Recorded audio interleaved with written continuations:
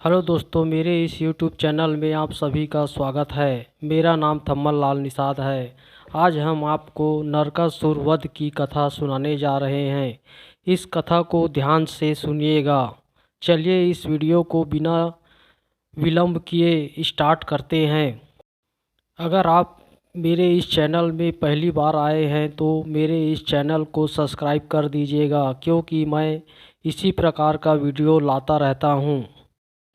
आज की यह कहानी दीपावली से संबंधित है। भागवत पुराण में बताए अनुसार भगवान श्री विष्णु ने वाराह अवतार धारण कर भूमि देवता को समुद्र से निकाला था। इसके बाद भूमि देवता ने एक पुत्र को जन्म दिया। उसका नाम भौम था।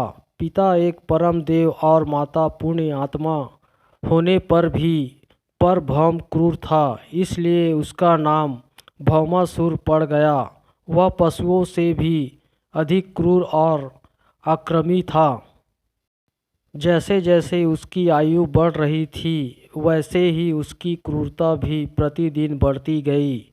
वह सबको नरक जैसी यातनाएं देता था।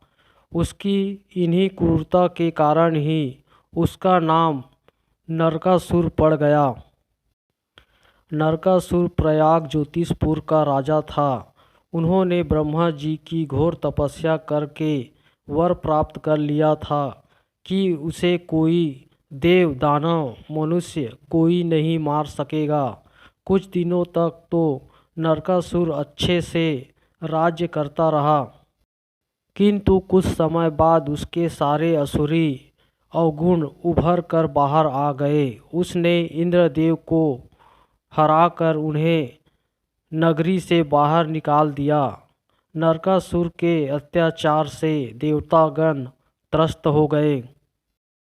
नरकासुर ने वरुण का छत्र, अदिति के कुंडल और देवताओं की मणि छीन ली और त्रिलोक विजयी हो गया। उसने पृथ्वी की सहस्त्रों सुंदरी कन्याओं को अपहरण कर उनको बंदी बनाया और उनका शोषण करने लगा। नरकासुर के अत्याचार से त्रस्त हुए देवराज इंद्रदेव द्वारकाधीश भगवान श्री कृष्ण के पास गए। उन्होंने श्री कृष्ण से प्रार्थना की, हे श्री कृष्ण, जगत ज्योतिषपुर के दैत्यराज भौमासुर के अत्याचार से देवगण त्राही त्राही कर रहे हैं। क्रूर भौमासुर ने वरुण का छत्र, अदिति के कुंडल और देवताओं की मणि छीन ली है। वह त्रिलोक विजयी हो गया है। भौमासुर ने पृथ्वी के कई राजाओं की अति सुंदर कन्याओं का हरण कर उन्हें अपने बंदी गृह में डाल दिया है। प्रभु, अब आप ही हमारी रक्षा करें। भगवान श्री कृष्ण जी स्वीकार कर रदेव की प्रार्थना स्वीकार की। वे अपनी पत्नी सत्यभामा को साथ लेकर गरुड़ पर सवार हुए और जगत ज्योतिषपुर पहुँचे। वहां पहुंचकर भगवान श्री कृष्ण ने अपनी पत्नी सत्यभामा की सहायता से सबसे पहले मूढ़ दैत्य और उसके 6 पुत्र ताम्र, अंतरिक्ष, श्रवण, विभासु, नभश्रावन तथा वरुण का संहार किया। मूढ़ दैत्य का वध हो जाने का समाचार सुनकर भौमासुर अपने अनेक सेनापतियों और सेना को साथ लेकर युद्ध के लिए निकला। भौमासुर को देव दानव मनुष्य नहीं मार सकता था, परंतु उसे स्त्री के हाथों मरने का श्राप था। इसलिए भगवान श्री कृष्ण ने अपनी पत्नी सत्यभामा को सारथी बनाया और घोर युद्ध में सत्यभामा की सहायता से उसका वध किया। उसे मारकर श्री कृष्ण जी ने अपने माथे पर रक्त का तिलक लगाया।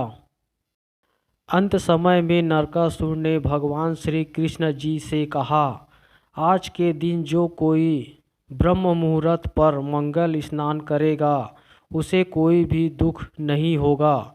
ऐसा वचन मुझे दीजिए। भगवान श्री कृष्ण ने उसे वैसा ही वर उसे दिया।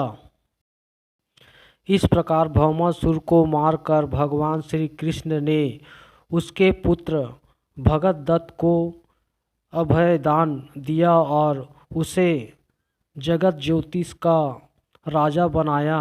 भौमासुर के द्वारा हरण कर लाई गई 16 सहस्त्र कन्याओं को श्री कृष्ण ने मुक्त कर दिया। ये सभी अपाहत कन्याएं दुखी और अपमानित थी। उस समय से भौमासुर द्वारा बंदी बनाई गए इन नारियों को कोई भी अपनाने को तैयार नहीं था। तब भगवान श्री कृष्ण जी ने सभी को आश्रय दिया। उन सभी को श्री कृष्ण अपने साथ द्वारकापुरी ले आए। सर्व स्त्रियों ने भगवान श्री कृष्ण की आरती उतारी। द्वारका नगरी में वे सभी कन्याएं स्वतंत्रता से अपनी इच्छा अनुसार सम्मानपूर्वक रहने लगी। नरकासुर वध का दिन कार्तिक कृष्ण पक्ष चतुर्दशी का था। इस दिन भगवान श्री कृष्ण जी ने नरकासुर का नाश किया, इसलिए इसे नरक चतुर्दशी कहते हैं। नरकासुर ने मांगे वर के अनुसार इस दिन ब्रह्म मुहूर्त पर अभंग स्नान करने का महत्व है। इस दिन साथ ही नरकासुर के वध के प्रतीक के रूप में लोग पैर से कारिट नाम का फल कुचलते हैं।